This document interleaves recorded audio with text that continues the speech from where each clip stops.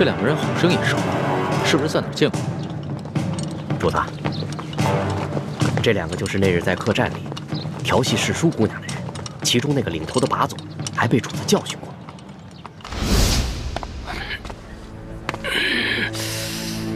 怎么回事啊，老杨？这还是个高手呢。吃瘪了吧？哦，干什么？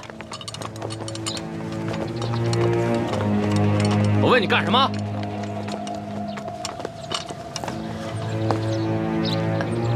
杨婆子，我还正纳闷呢，就凭你不敢抗命啊？原来是有这么一门富贵亲戚。裘老板，你可别牵连无辜。老妇哪儿来的这等富贵亲戚？他们都是过路的客商，在我家借住一宿，明天就得赶路的。路过的客商，让我瞧瞧。哎，咱们是见过的是吧？啊？哟，姑娘，你也在这儿呢，真是缘分呐！你是谁啊？我根本不认识你。你还好意思说呢？那是在客栈喝醉了闹事，他就是被我教训的那个。哎呀，羞死人了！原来你还是个朝廷命官呀！那日你当众调戏我家的丫鬟，就已经失了体统，你还追到这个村子来，没完没了了是吗？你老杨，咱们今天来办正事儿的，你还穿着官服，收敛一点。也对，老子懒得理这些外乡人。几位，老子是来办公差的啊！杨婆子，怎么着？今儿个你是搬呢，还是不搬呢？不搬，老夫就是死也要死在我自己的房子里面。你敢公然抗命是不是？你是不是不想活了？老人家，你是不是将房子作价卖给了他们？卖给他们？客官，这房子是老夫夫家留下来的祖产，房子后面还有几亩良田，老夫家祖孙几代人就靠这点良田生活。如今虽然不幸遭遇了旱灾，可老夫也舍不得变卖这个祖产呐。这个裘老板仗着官府里有人，随便给了仨瓜俩枣碎银，就要强行圈走咱们整村的房田地呀！你闭嘴！老不死！裘老板给你安置费已经是大发慈悲了，你还敢在这里计较或多或少的？你信不信我现在就捆了你？行了行了，杨婆子，圈地的文书是巡抚衙门发的，你向几个过路的客商诉苦，有用吗？可是在下听说，顺治爷曾下过明诏，废止圈地。几位是读书人吧？啊，哼，看着就像，带着那么一股子迂腐劲儿。古往今来，这皇帝总说王子犯法与庶民同罪，但谁曾见过哪个王子犯法真与庶民同罪？就算是在皇城根底下，那些王公大臣不也是一大片一大片的圈地吗？皇上不也是睁一只眼闭一只眼吗？几位是过路的客商，我劝你们别多管闲事。听清楚了吗，老太婆？明日一早，我就带人来这里破土强拆。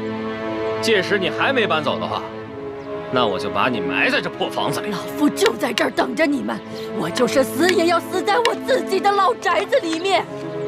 哼！巡抚衙门令，凡是胆敢公开对抗官府者，皆按谋反论处，格杀勿论。所以今天老子就是杀了你，也是在执行公务。最后再问你一遍，搬还是不搬？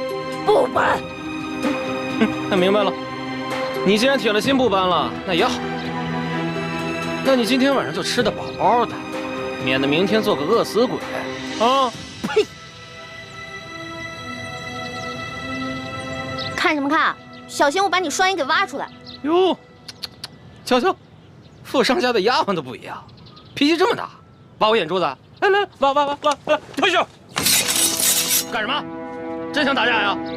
看清楚，爷可是巡抚大人的直属亲兵。你们要是真敢跟我动手的话，那就是造反！来呀！老杨，几位，老杨，这几个人呢，出言不凡，气度也不凡，像是有些身份的，别节外生枝。先回去，啊，先回去。走。几位，请吧。梁毛子，到底搬还是不搬？你可要想清楚了。诸位，告辞。哎，主子，这几个混账东西不给他们点教训啊？这些都是虾兵蟹将，没用的。老人家，再多吃点吧。不瞒你们说，我都半个月没见米香了。不怕你们见笑，我都喝了5碗了。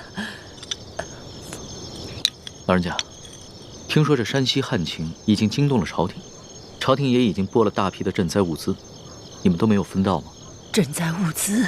哎呦，咱老百姓连1粒米都没见到过，一点都没有分到，1颗米粒都没见到过。老人家，我看你这儿冷锅冷灶的也有一段时日了吧？不是圈地有安置费吗？为何不拿这些安置费去买些粮食啊？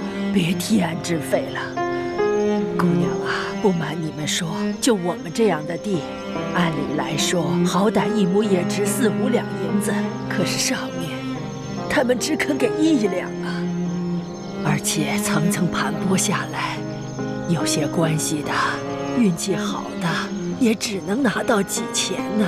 像我这样的老不死，就只能拿几个铜板。老人家，这圈地一事已经违反了朝廷的政令，你们为何不上告啊？告？去哪儿告啊？老夫的儿子先去县衙告状，被他们拉了出去，一顿毒打，还给他胡编了一个什么罪，被他们连打带吐。回来以后，连伤带气的，没多久就扔下老夫去了。老夫的孙子不服气，借了些钱去太原府鸣冤，也被巡抚大人当盗贼发配关外，至今未归，一去不回，还怎么告啊？还有这等事？这山高皇帝远的，这圈地的人可是个通天的人。通天是当朝的大红人鳌拜，你知道吧？听说过。山西巡抚刘德昭，他就是鳌拜的门生，还有那个圈地的裘老板，他就是刘德昭继娶的夫人的小舅子。您说还到哪儿去告啊？可是听说鳌拜不都已经被皇上给查办了吗？你知道吗？瘦死的骆驼比马大呀！鳌拜这些年提拔了多少门生亲信，他们都大权在握，盘根错节，连皇帝都忌惮他3分。不然为何皇上就只把鳌拜卷进了呢？这官场上的事儿说不清，万一哪一天鳌拜东山再起，可怎么办呢？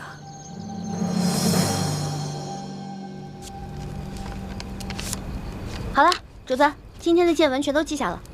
你小心收好，等我回京了之后，就一桩一件的查，一个一个的办。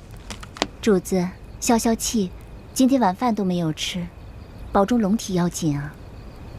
走吧。是。这所见所闻，我还怎么吃得下？顺着朝就已经下的禁令，到现在还有令不止，让许多百姓流离失所，无家可归。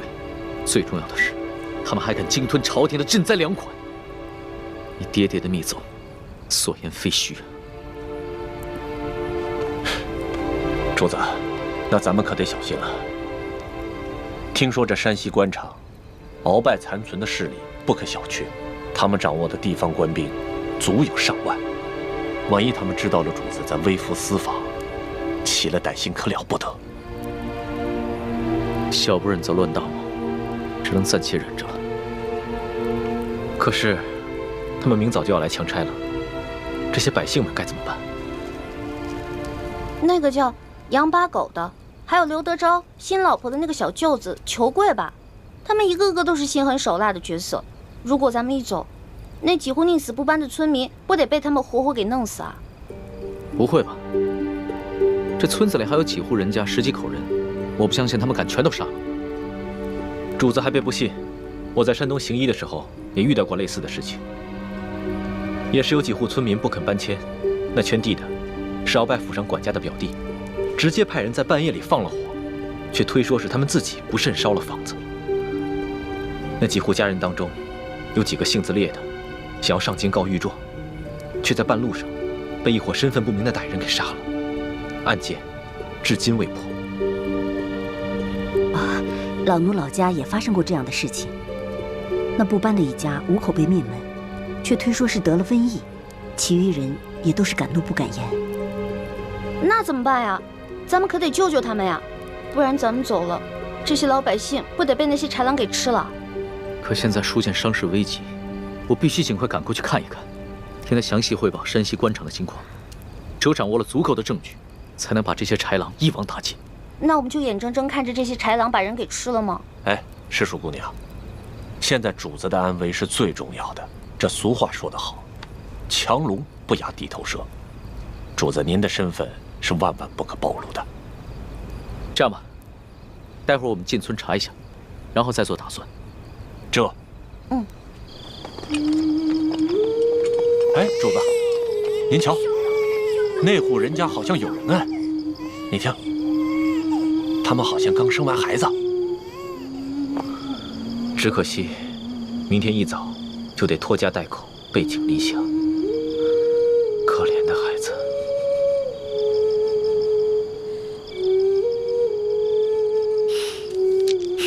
骚通，奴才在。把这个珠子送给他们的孩子，顺便打听一下他们家的情况。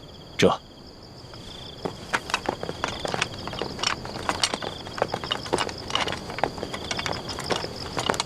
喜欢呢？刚刚还在我身后呢。这丫头又乱跑。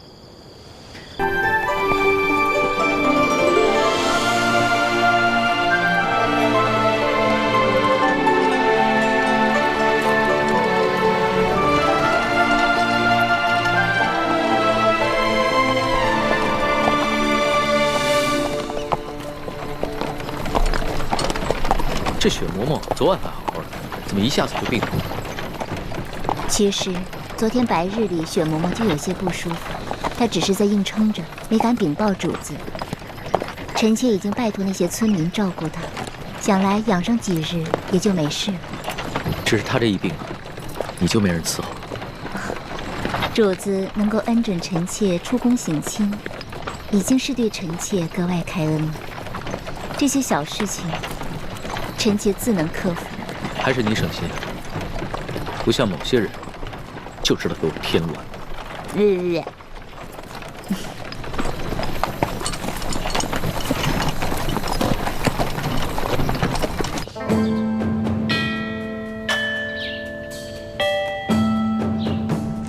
左徒派人送来了密奏，说皇上已经进了山西境内，应该很快就能悄悄地见到书剑了。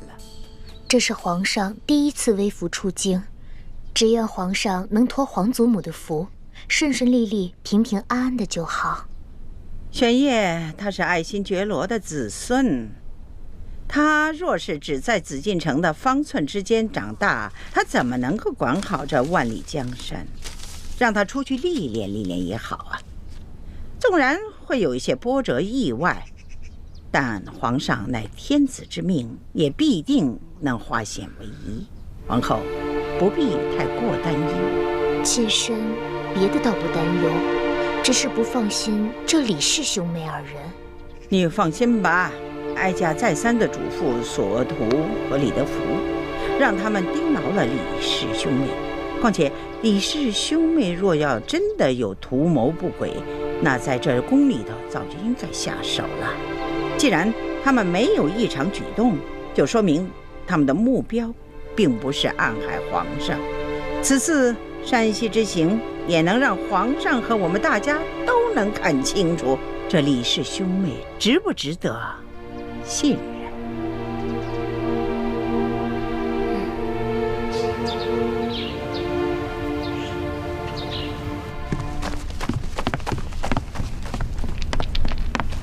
官儿啊，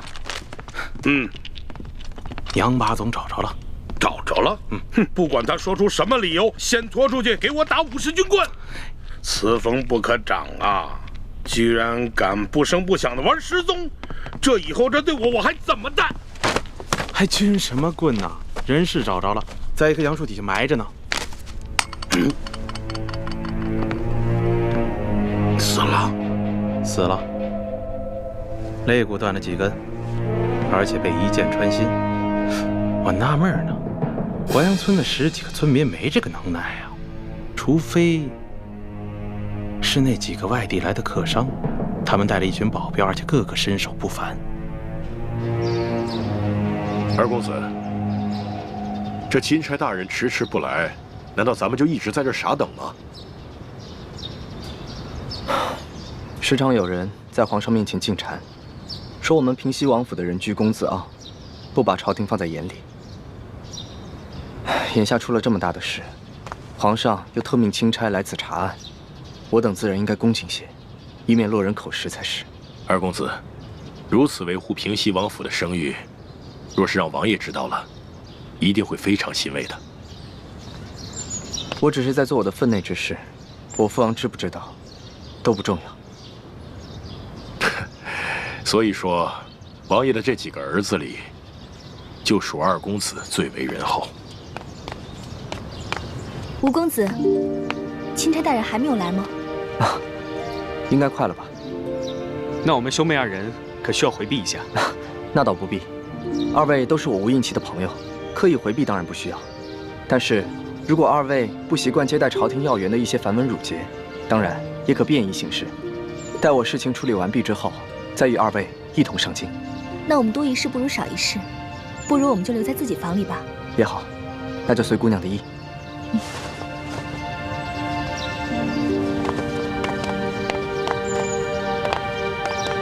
秋贵啊，你的意思是说，杨八总是被这几个客商所杀？要我看，不但杨八总是被他们杀的，连那10几个失踪的淮阳村民，也跟他们脱不了干系。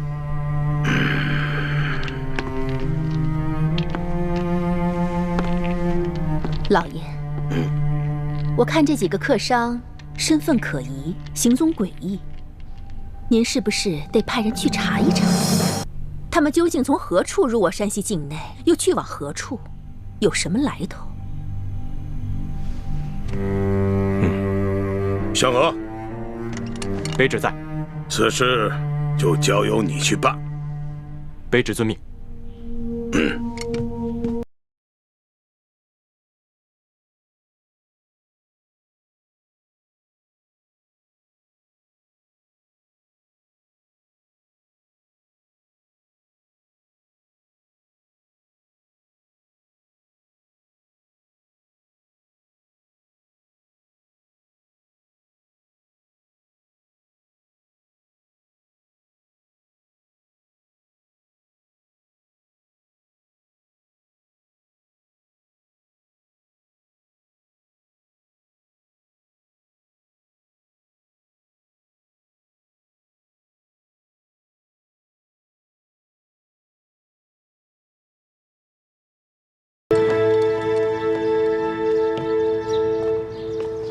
不知可是钦差大人到了？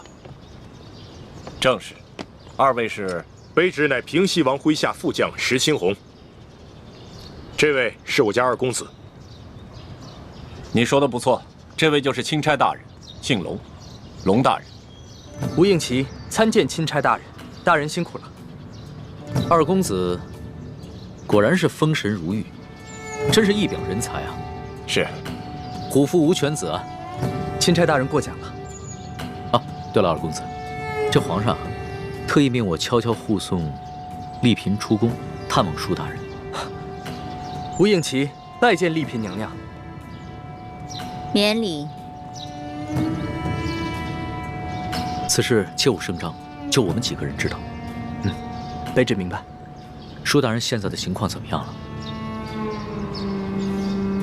至今一直昏迷未醒。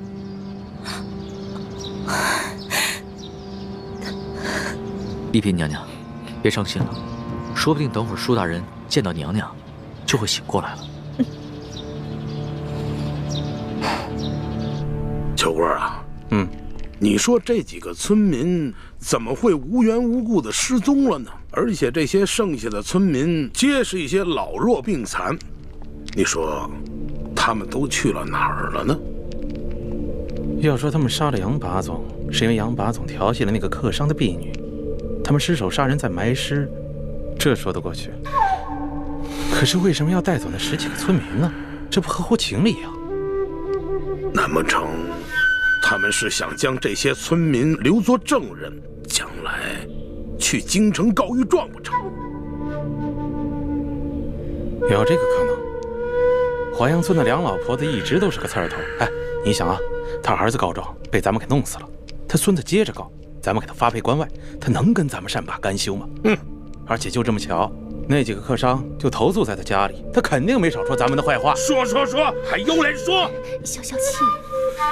既然知道这个老婆子是个刁妇，为什么早不处理啊？留下如此之祸患。我哪知道啊？他一个老婆子风烛残年了，有上顿没下顿，能活几天呀？谁成想半路杀出个程咬金，跑出这么几个客商来。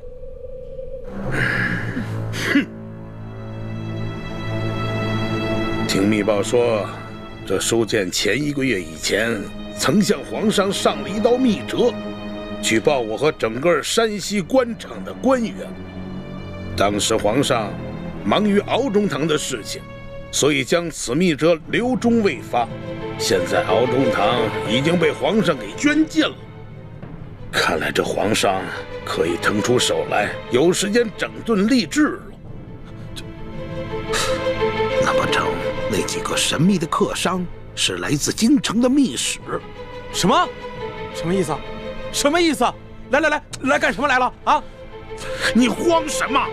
我告诉你，现在整个山西的官场那就是铁板一块，只要舒建一死，任谁都查不出什么。你说的轻巧，舒建什么时候死啊？他什么时候死？就最后这么一口气，他什么时候咽？他绝活不过今晚。哦。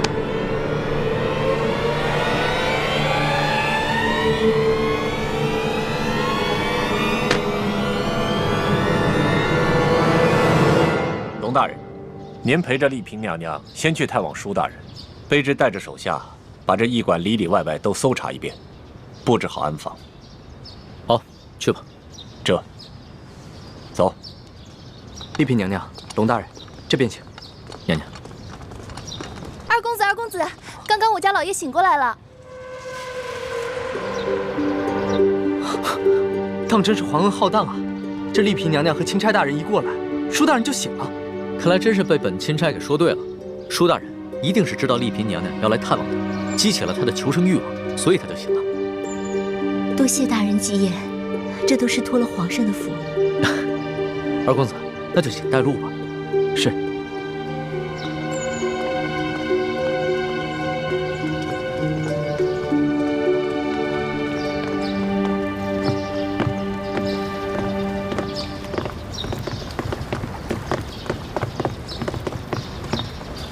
娘娘，舒大人就在这个房间养伤。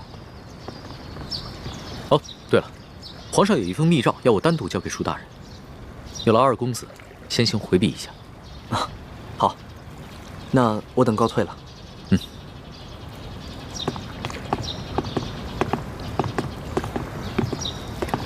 你们也先都退下吧。是。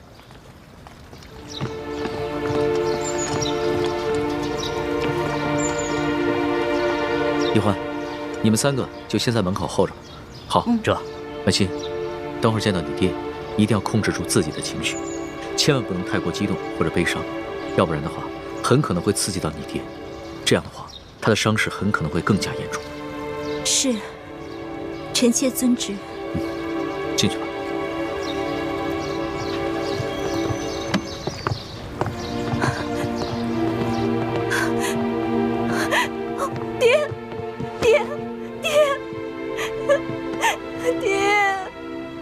帅气，帅气。哎，朱哥哥，怎么办啊？你说这书剑会不会认出徐姐姐是贾某的？谁也没想到书剑还能醒过来。事到如今，只能随机应变了。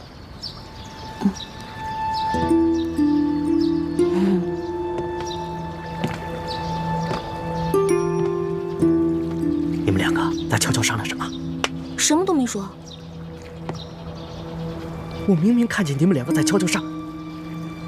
你们一定有企图，我可告诉你们，我在这宫里30多年，好不容易才有今天。你们两个可不能让我连紫禁城都回不了。叔父放心，我保证，你跟康熙都能平安回京。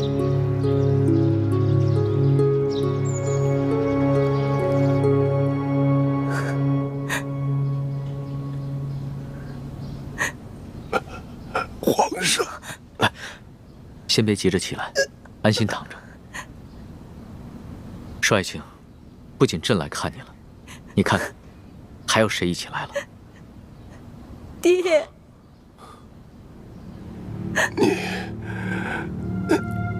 你是？我是婉心啊。婉心，你怎么还戴着面纱呀？啊，臣妾有喜有忧，都糊涂了。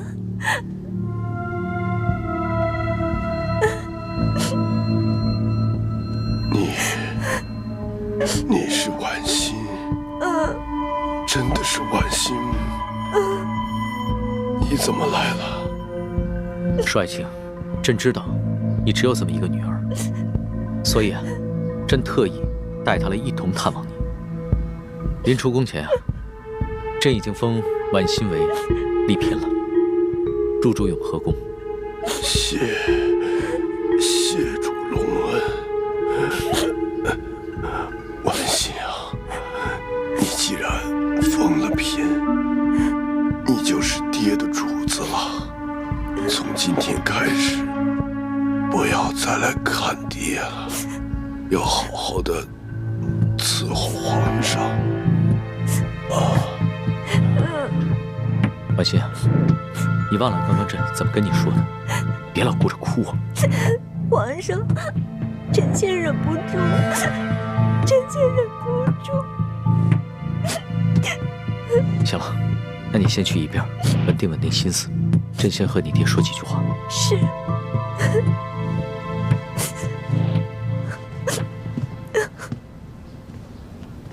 帅庆，朕这一次千里迢迢赶来，一是为了核实你密奏中的几件大事，第二是为了亲自调查你御赐，你到底是被谁所赐？为什么他们要行刺于你？他们是不是因为知道你给朕上了密奏，想要灭口？不是灭口，是想要金钥匙。此刻身手非凡，绝非普通劫匪，是臣拼死保护金钥匙，才被打成了重伤。那你这么说的话，凶手应该已经知道了金钥匙的秘密。你能不能认得出来，他们的身手到底是出自哪里？不知道，臣只知道，在事发的前一天晚上，平西王府秘密的派了个人来。帅庆，婉心，快倒水来。是。帅庆，帅庆。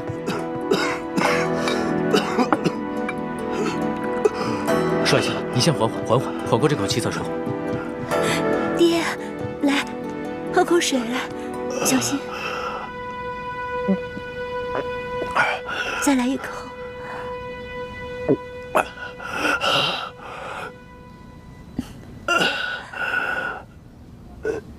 怎么样，好些了吗？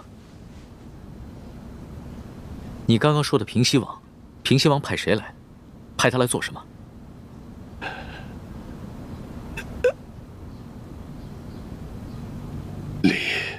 丽嫔娘娘，你怎么瘦了这么多，下巴也变尖了？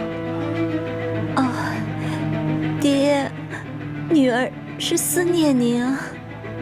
虽说皇上对臣妾特别好，可是女儿每没想到爹爹您岁数大了，身边又没个知冷知热的人，女儿这心里就放不下呀。可是你这眼神跟从前也不一样啊。爹，您糊涂了，女儿已进宫数月，哪能跟在家里当姑娘时一样啊？面色怎么也变了？这连日来赶路，女儿染了风寒，吃几副药就好了，爹爹不用挂心。啊！爹！帅星，帅星，帅星！李太医，李太医！主子，怎么了？你看看，帅星晕过去了。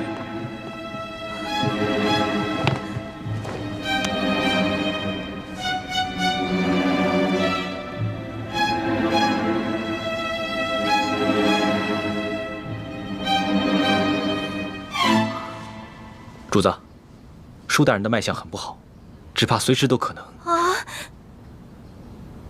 那可还有救？真尽量一试。只是舒大人本就重伤未愈，又元气大伤，好不容易见到了主子，还有丽嫔娘娘，难免心情激动，多说了一些话，自然便撑不住了。至少3日之内，不宜再让他受到任何的刺激，更不能让他说话，否则再次耗损元神，恐怕就无力回天了。知道了，你先去煎药吧。臣遵旨。丽嫔娘娘，主子，要不然咱们也先出去吧，让舒大人好好在这儿静养一下。李德福，你留在这儿，亲自照顾舒剑。这。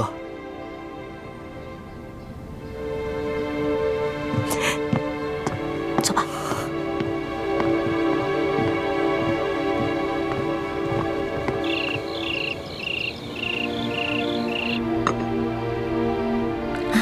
真没想到，这个舒剑受了那么重的伤，居然还能发现我跟舒婉欣的细微不同。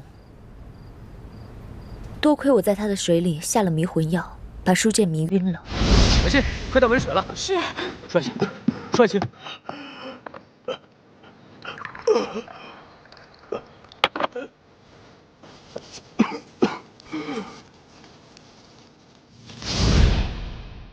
否则，他再多盘问我几句。就算我能应付得过去，康熙啊，也还是会起疑心的。也不知道六师傅找到舒婉欣了没有？咱们两边都不能再出半点差错，否则倾城的身份就暴露了。只有我一个人暴露不要紧，万一康熙心思那么缜密，他会想咱们在宫中的点滴细节，就会把你们两个也怀疑上的。舒婉欣就交给六师傅了。至于这个舒剑，不能让他再醒过来了。你们什么意思啊？你要杀了舒剑啊？不行，我不同意。舒剑不同于鳌拜，也不同于刘德昭。在鳌拜权势熏天的时候，他就敢冒死向皇上上密折，为民请命，这样的好官你也要杀呀？我不懂什么国家大事，我也不明白为什么师傅们一直说要光复大明，但我只知道，在这个世上，你们跟师傅是我最亲的人。既然你们说我们是大明的子民，那我就有责任跟你们一起光复大明。可如果光复大明就要滥杀无辜的话，这我坚决不同意。欢妹，你别说了，我不听。如果你要真的杀了舒剑的话，我再也不理你了。大师兄，就算易欢不反对，我也觉得这件事要在驿馆这么多人的眼皮子底下杀了舒剑，这风险也太大了。稍有不慎，就会被康熙发现破绽，那我们不就前功尽弃了吗？那这样吧，我试着给舒剑的药中加入少量扰乱心神之药，让他暂时丧失神智。等将来风平浪静了，我再帮他恢复神智。到那个时候，我们也不必将舒婉欣软禁在明珠谷了，他们父女也能够团聚了。这个我同意。你看，其实只要我们稍微用点心思，多为其他人考虑考虑，不就有两全其美的办法了吗？只是要让书剑像鳌拜一样丧失神智，又不让人察觉，这难度比杀了他更大。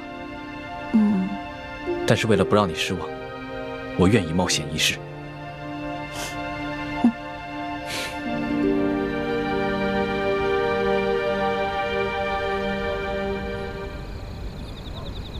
二公子，本钦差听舒大人说，就在案发的前一晚，平西王爷曾经派人来找过你。不错，事发前一晚，我父王确实派人来找过我，只因为我等刚出云南境内，就遭遇了一股劫匪。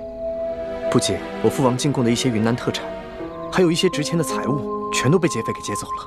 哦，我父王十分震怒，所以就派人过来追问详情。我与石副将把情况禀报清楚之后，他们就返回滇都去复命了。怎么了？龙大人有什么疑问吗？啊，没有什么疑问，本钦差不过就是随口问问罢了。不知钦差大人还有别的要问的吗？没事。那卑职先行告退了。好。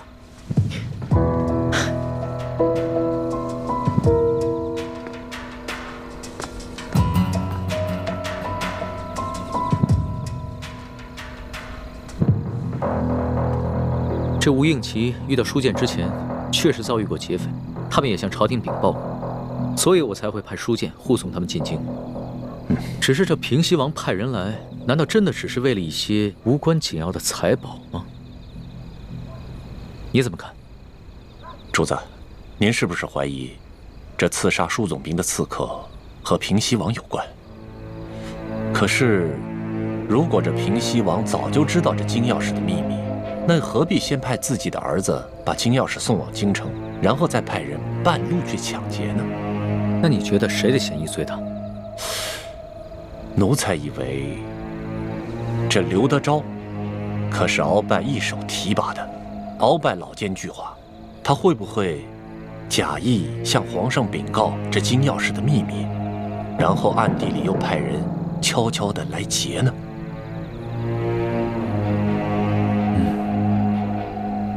主子，主子，舒剑大人他没了。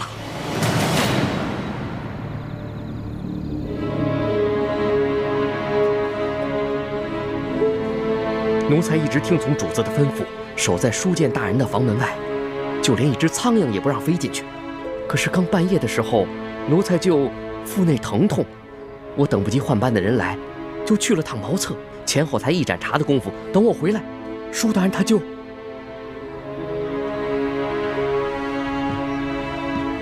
人还是软的，确实刚刚过去。父亲，父亲，父亲！娘娘，娘娘，钦差大人还在旁边呢。爹，父亲。李太医，晚饭之前我还跟你探望过舒剑，当时他的脉象不是一直很平稳吗？当时确实有所好转，只是不知怎么突然就……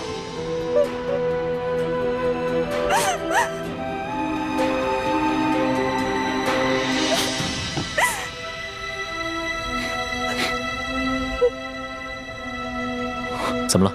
有什么发现吗？舒大人身上有一股辽山参的味道，但是卑职所开的药方中并无此物。辽山参，此药有毒吗？此药无毒，但舒总兵重伤之下命在旦夕，此时用大补之药，反倒成了他的催命符。所以你的意思，舒大人是被毒死的，是吗？可以这么说。舒大人冒死为民请命，如果还有人毒害他，那这个人就是是非不分、丧心病狂了。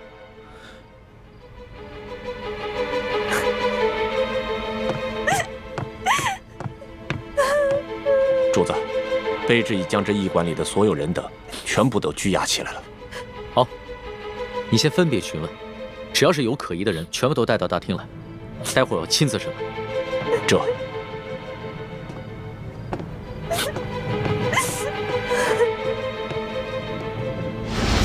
朱哥哥，你实在让我太失望了。环美，人不是我杀的。不是你杀的，不是你杀的，是谁杀的？你对我就这么没信心吗？今夜我在叔父的饭菜里放了一些泻药，等他腹痛去了茅房，我正准备悄悄潜入书剑的房间，为他服下迷魂丹，不料我却发现。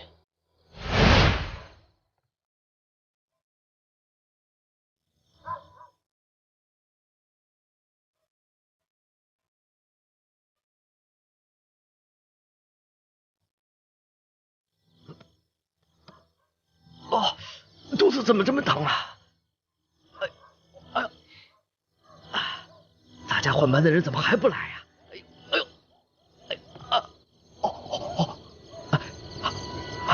哎呦，算了。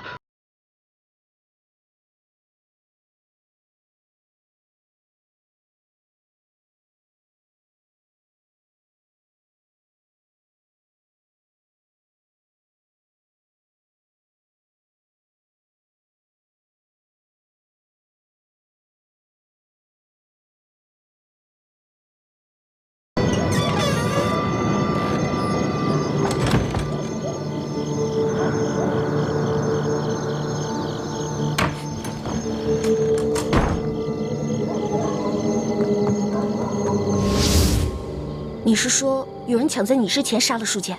没错，而且那个人我们都认识，是这个驿馆的驿丞。驿丞？驿丞为什么要杀书剑啊？你就这么不相信我？康熙说什么你都信，偏偏我说什么你就不信。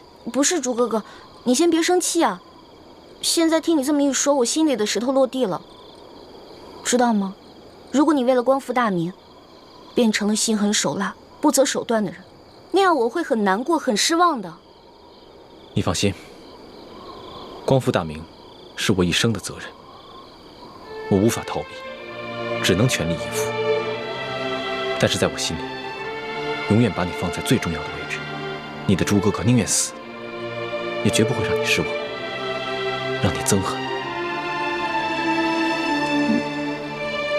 朱哥哥，你能不能别这样看着我呀？你跟我说的这些话让我觉得压力特别大。你不要觉得有压力，这是我对你的心。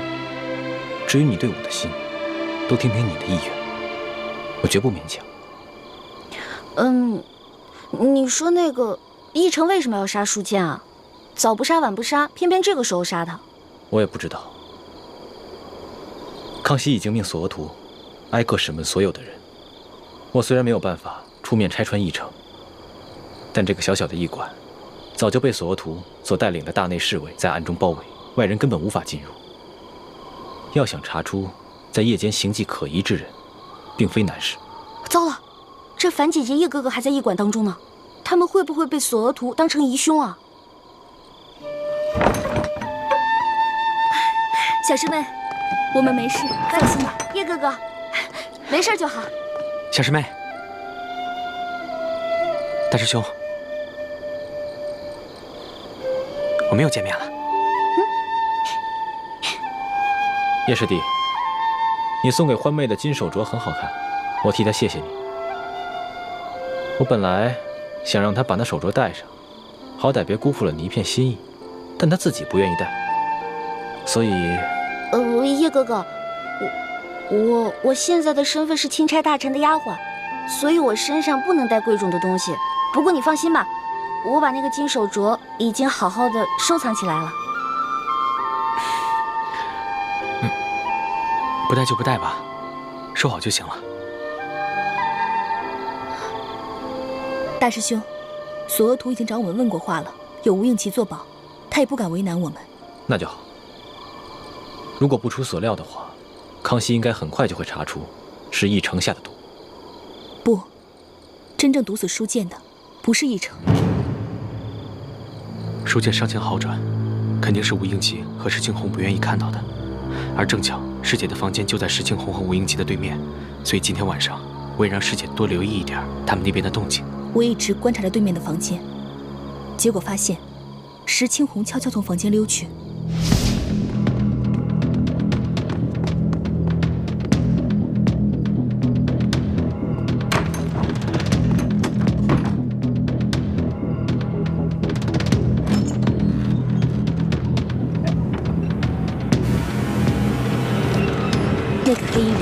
就是石青红。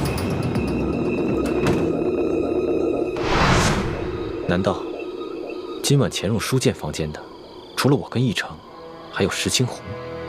没错。大师兄，我们何不借此机会，调解康熙跟吴三桂之间的矛盾呢？这是一个好机会。叶师弟，你一向心思缜密，思虑周全。如果你能把所有的心思都用在光复大明的大业上，我相信你爹和师傅们一定会很开心的。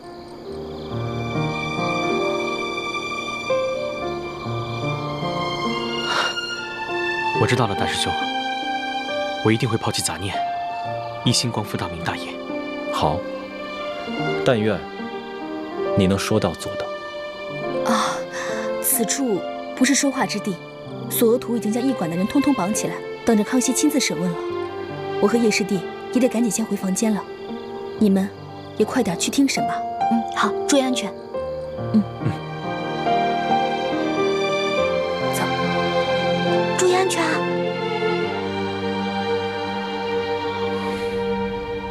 钦差大人明察，小的只是路过舒大人房间，看见门口无人守卫，放心不下，这才进去看了一眼。怎么会是小的下药杀了舒大人呢？你还敢狡辩？本官已经问得清清楚楚，李太医开的药方中根本就没有辽山参。药铺的伙计也已经证实，今天下午你确实去买过这种药。驿馆的人也看到你夜晚之时悄悄进过厨房。大人饶命！大人，小的是看着舒大人近日身子虚弱，想帮他进补，小的也不知道这补药居然还会杀人呢。到了现在你还敢抵赖？真的以为本官好欺骗是吧？你一个小小的驿丞，怎么会有胆子谋杀朝廷命官？肯定是有幕后主使。你最好从实给我招来，说不定我还能留你一命。回禀大人，小的冤枉。小的在药里面确实放了辽山参，但舒大人却非死于小人之手。今晚，小的端着药碗去给舒大人送药。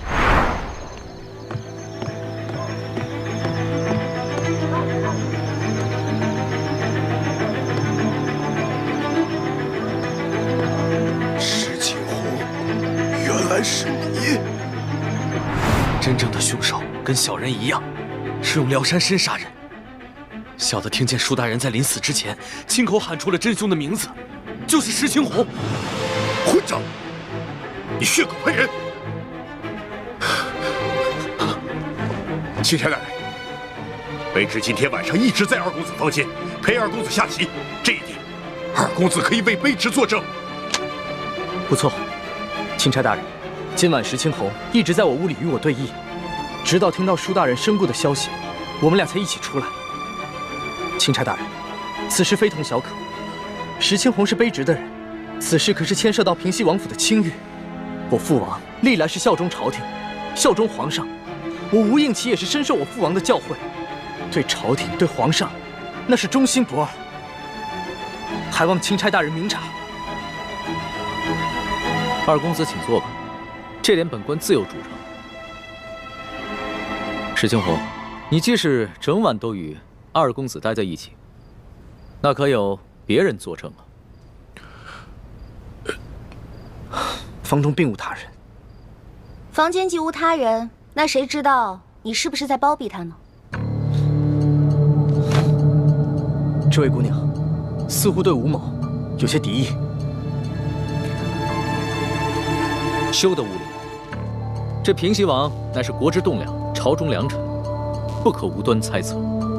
倒是你奕成，你虽已承认有杀人的动机，可究竟是谁指使你这么干？无人指使，是小的与舒大人有私人恩怨。舒大人官拜三品，你一介小小驿丞，恐怕连给舒大人提鞋都轮不上，何来私人恩怨之说呀？不瞒大人，舒大人曾经因为小事给了小的一马鞭，小的就此怀恨在心。但舒大人确实不是小的杀的，还望大人好好审问石青红。够了！我平西王府与你素昧平生，你为何硬要将这屎盆子扣在我平西王府头上？小的确实亲耳听见舒大人临死的时候说的是你的名字，小人没有撒谎。你石青红，不得鲁莽！钦差大人，自有公道。义成，你本就是一个小小的议程，哪有胆子谋害朝廷命官？你最好老老实实的说出你的幕后主使，要不然的话，很可能会罪加一等，连累你的家人。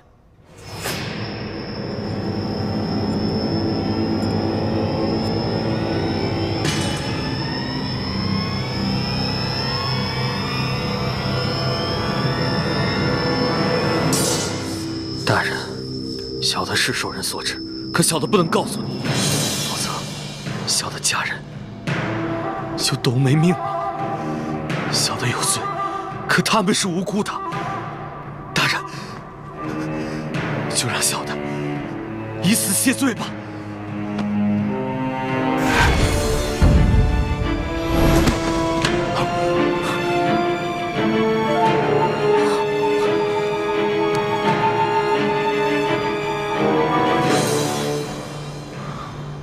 他舌下藏了见血封喉的毒药，见势不妙，便咬破蜡丸自尽。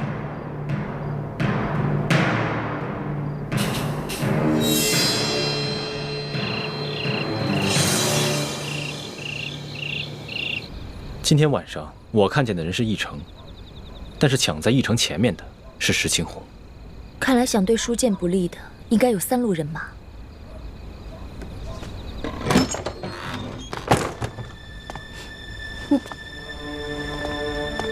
主子，李太医也在啊。一嫔娘娘悲伤过度，我来给娘娘诊脉，开一些疏散之药。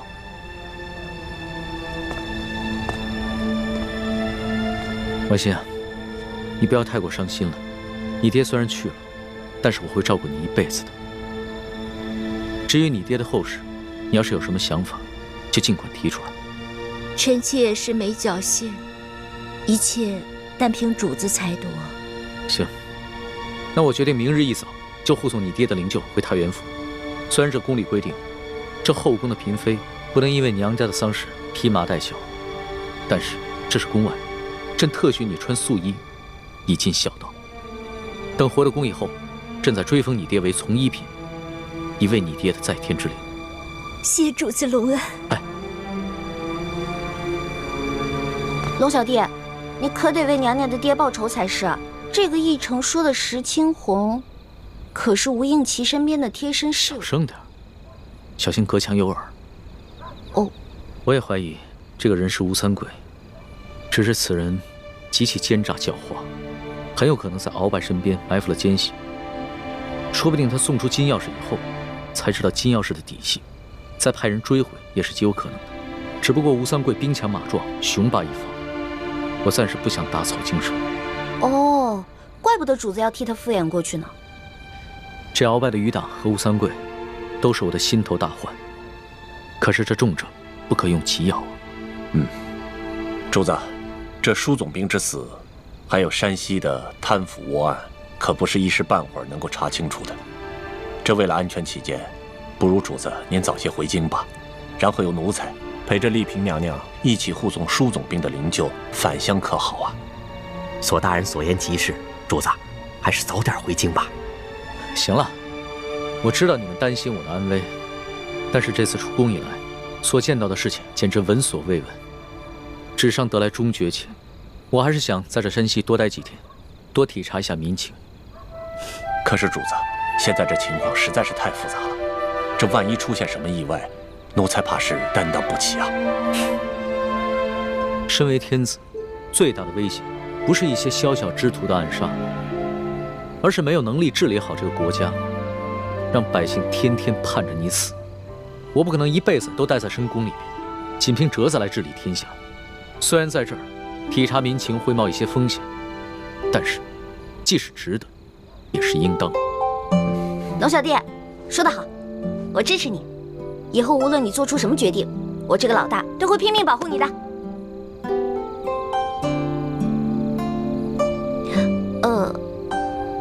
反正龙小弟说过，大清吹牛不上税嘛。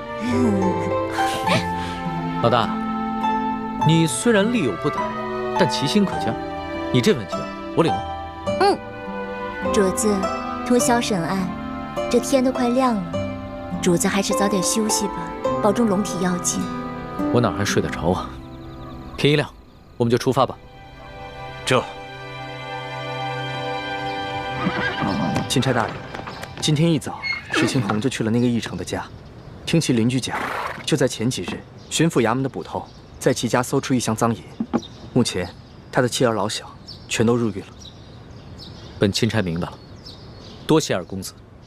钦差大人，我无视父子，无论是对皇上还是对朝廷，那都是忠心不二。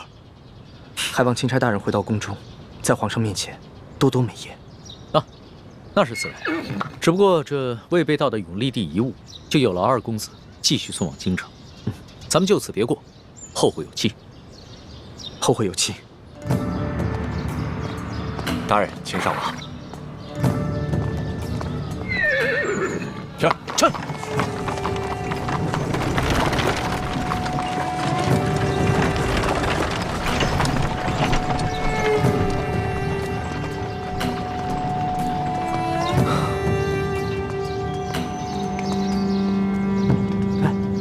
倩影姑娘，不如趁着清晨天气稍凉，我们上路吧。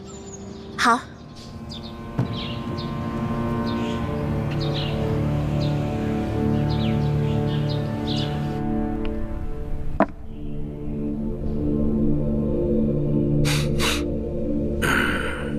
这钦差大人叫龙三，这满朝的官员之中，哪儿来的这号人物啊？这龙大人一行十分低调，一直身着便衣，从不惊动地方官府。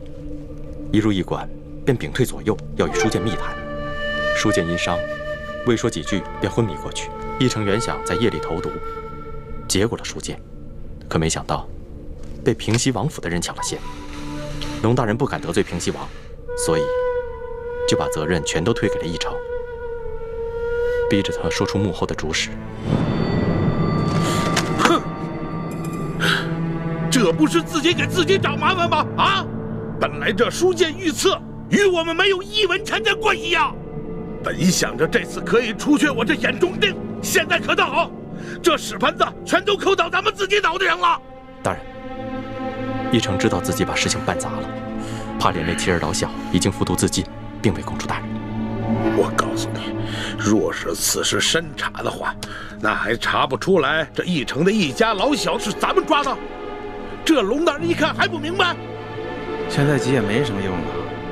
依我看呢，咱们只能是一口咬定，这义成的妻儿老小是窝藏赃款，咱们是秉公办案，只要不让这个钦差找到证据证明书剑的死跟义成有关，那他就根本奈何不了咱们。但愿吧，但愿这个钦差大臣跟以往是一样的，是一个懂规矩、好说话的。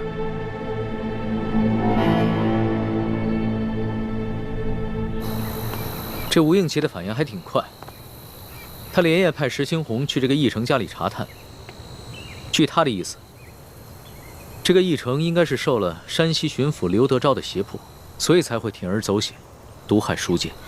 主子，你可千万不能相信吴应奇的话，这事儿分明是吴三桂跟刘德昭两路人马都想刺杀舒总兵。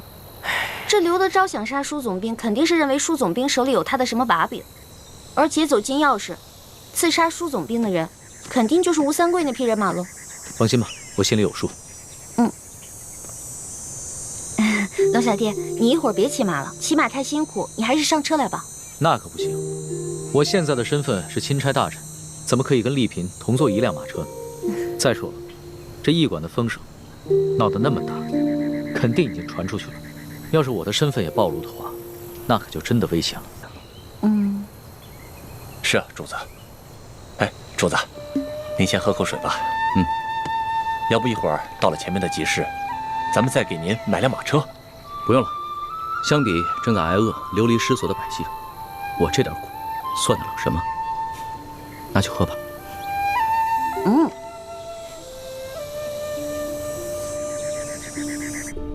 大人，卑职还探听到一个重要情况，与龙大人同行的还有一个年轻神秘的女子，一直戴着面纱，深居简出，闲杂人等一律不能靠近，就连钦差大人都对她礼遇有加。哦，连钦差大人都对她礼遇有加。这么说的话，这个女人的身份比钦差还尊贵了。是了，这个女人就是舒建的独生女儿，舒婉心。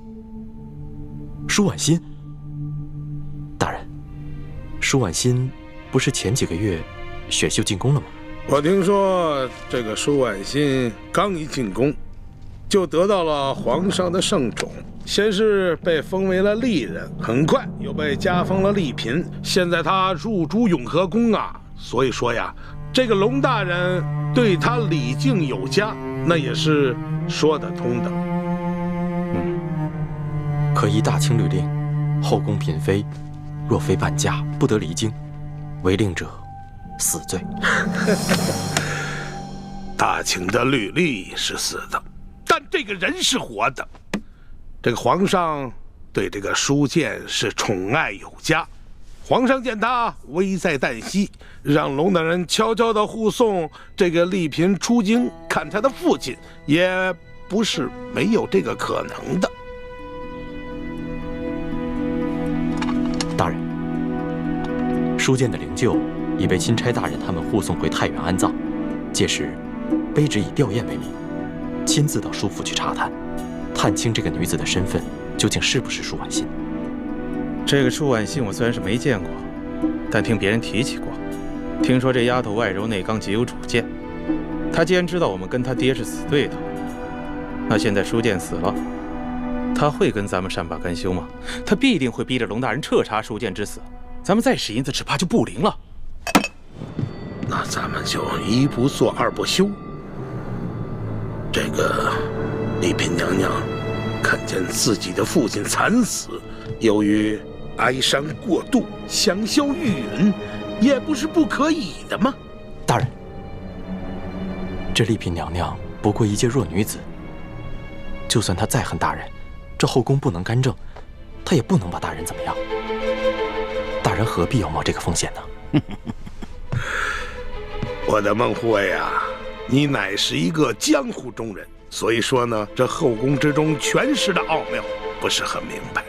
我告诉你，后宫之中女人最大的机遇，那就是母凭子贵。你说现在皇上这么宠幸着丽嫔娘娘，她早晚会为皇上生下一个皇子的。到那个时候，那丽嫔娘娘能放过我们吗？能不报复我们吗？所以啊，我们现在要尽早的除掉她。说得对，姐夫。斩草必须除根。趁着舒建死了，舒府上下现在人心惶惶，我可以趁机收买他几个下人，将来无论咱们想干什么，那都有个准备，不是？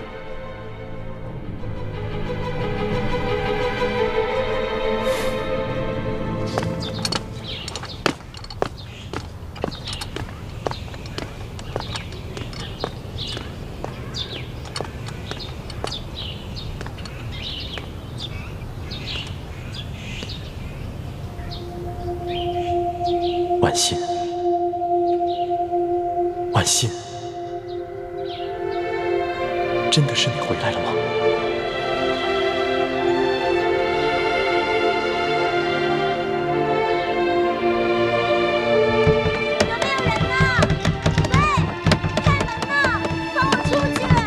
有没有人呢？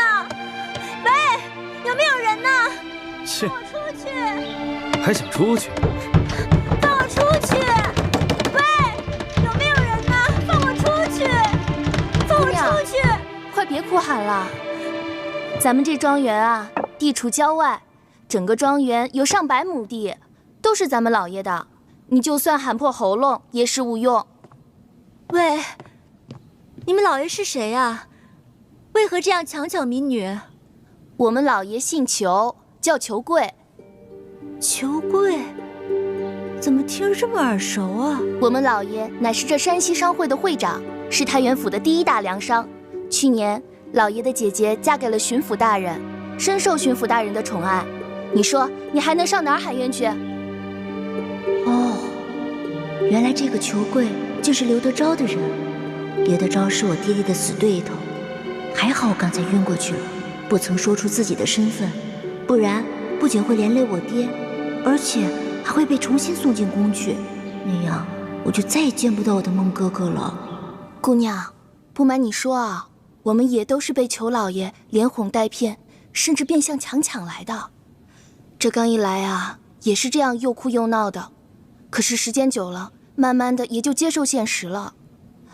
唉，你说现在这荒年能活下来就不错了，哪里还敢奢求更多啊？姑娘，不如你就老老实实的在这府里住下来，老爷自会好吃好喝的养着你，岂不是比你在外面颠沛流离、忍饥挨饿的好？多谢姐姐开导，只是不知道这裘老板把我掳来要做什么呀？是要让我为奴为婢吗？姑娘生得如此美貌，老爷怎么舍得让你为奴为婢呀？不过这老爷的姐姐怀了身孕，这多半啊是要把你献给巡抚大人。献给巡抚大人？可是，那裘老板就不怕我跟他的姐姐争宠啊？不瞒姑娘，如今夫人有了身孕，不能侍奉巡抚大人，老爷把自己的人献给大人以填补空位，总比大人自己另纳新欢的好吧？姑娘，你就别哭闹了，只要你乖巧听话，肯配合，老爷一定会好好对你的，你这不就终身有靠了？刘德昭没见过我的面，不会认出我是他死对头舒剑的女儿。等我进了刘府，然后一摊琵琶，孟哥哥一定会来救我的。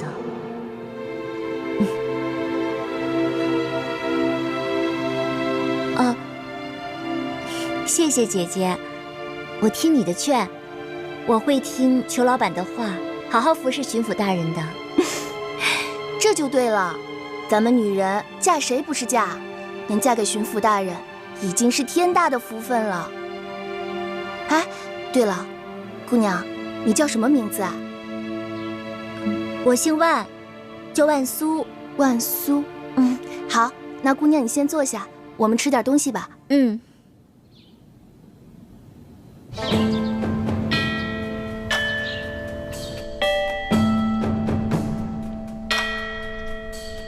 左图说，李氏兄妹倒是没什么异常的举动，对皇上也算是忠心呢。不过呢，这舒剑呢，居然在皇上的眼皮底下被人害死了。皇祖母，这暗杀舒剑的幕后主使，不只有刘德昭，还牵涉到吴三桂，那皇上此行岂不是危险了？您还是劝劝皇上，让他赶紧回京，不要再去太原了吧？来不及了，皇上此刻恐怕是已经到了太原府了。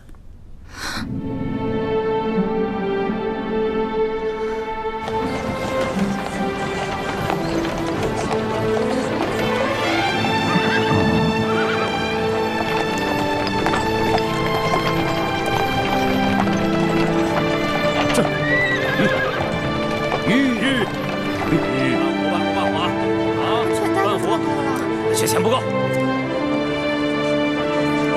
板，能不能多给点啊？半壶不错了，这点钱明天半壶都买不了。你行行好吧。给他半壶。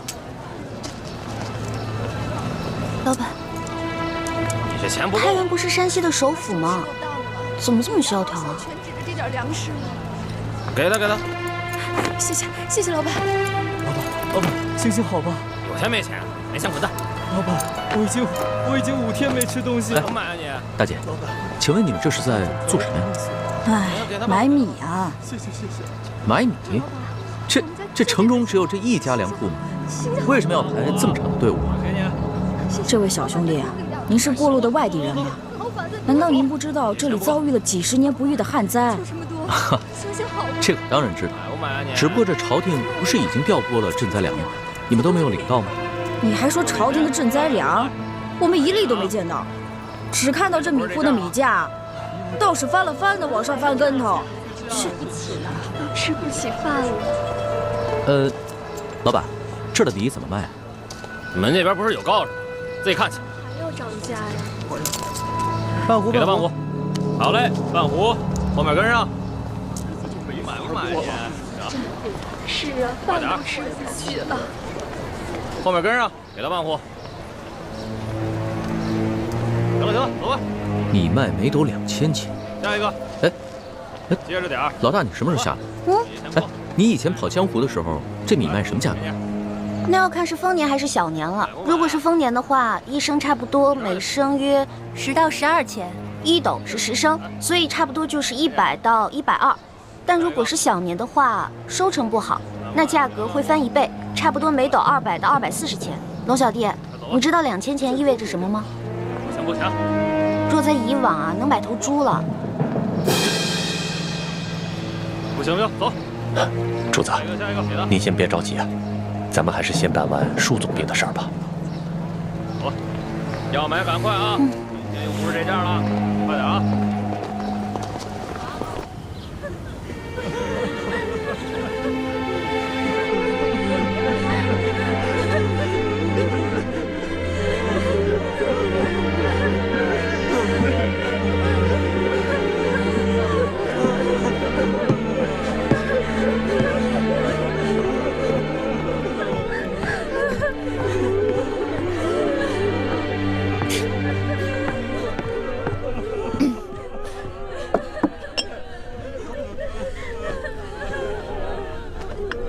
老奴参见丽嫔娘娘。嬷嬷免礼。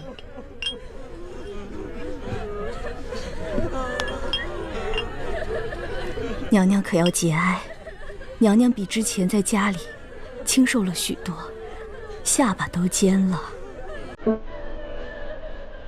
娘娘在宫里享年千人，茶不思饭不想的，所以啊，自然是清瘦了许多。哦，是不是在宫里饭菜不合娘娘口味？娘娘小时候最喜欢吃奴婢做的羊乳蒸糕了，奴婢刚刚为娘娘做了些。啊，嬷嬷有心，只是本宫现在什么都吃不下。哎呦，这可不行，老爷现在不在了，娘娘更要保重身子。娘娘小时候不开心，不肯吃饭，但凡闻到老奴做的羊乳蒸糕，就会胃口大开。娘娘，来，您闻闻。啊，先拿开吧，先拿开吧。娘娘，这是怎么了？这是您之前最喜欢的味道，怎么现在一闻就想吐啊？我现在不喜欢这个味道。娘娘是不是现在嫌弃老奴了？来来。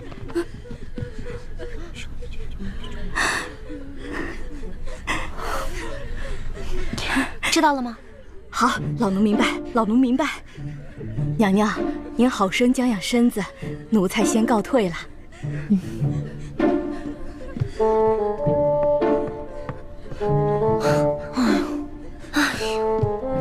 可算把他打发走了。一欢，你刚才跟他说什么了呀？我跟他说，你怀了楼种，而且这舒大人死得蹊跷，后宫嫔妃又争宠争得厉害，所以这事儿千万不能透露给别人。你这个小丫头，撒这种谎你还不害臊啊你？那怎么办呀？你看他在那一直唠唠叨叨的，我要不说这些，他能走吗？哎，不过徐姐姐，如果以后你再嫌他们的饮食不合胃口的话，就不怕别人看出来了。那倒是。可是这府上都是舒府的老人，该不会被看出什么破绽吧？舒剑已死，你的危机就解除了。而且这府里都是下人，即使你露出什么破绽，他们也不敢对你的身份提出质疑的，放心吧。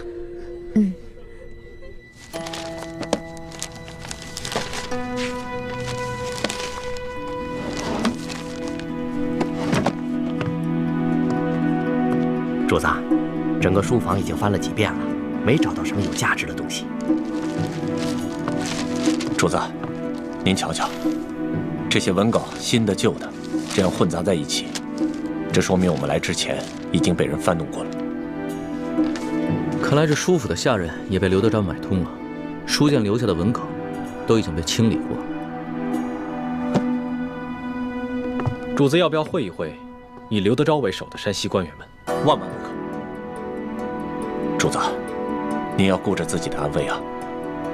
我看不如等舒总兵下葬以后，咱们就赶快回京得了。就算我不会他们，他们也应该会来见见我这个钦差大臣吧。主子，各路山西官员前来吊唁，为首的有按察使大人和布政使大人，还有山西巡抚刘德昭的护卫孟祥和。看看，我所料不错吧？